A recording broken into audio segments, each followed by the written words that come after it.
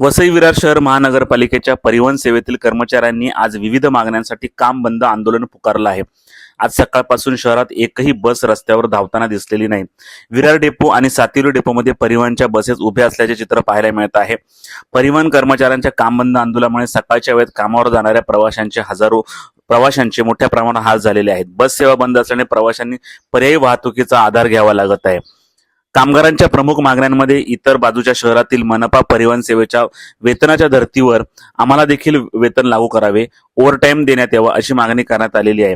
याशिवाय कामाच्या तासांमध्ये आवश्यक रेटसह कामाचे तास निश्चित करावे, परिवहन सेवेत सुरू असलेली ब्लू ठेका पद्धत तातडीने हटवावी अशी मागणी करण्यात आलेली आहे। अशा विविध मागण्यांसाठी हे आंदोलन करण्यात आलेलं आहे। त्यामुळे आंदोलन जर लवकर संपलं नाही तर वसई विरार शहरातील प्रवाशांचे मोठे हाल होऊ शकतात।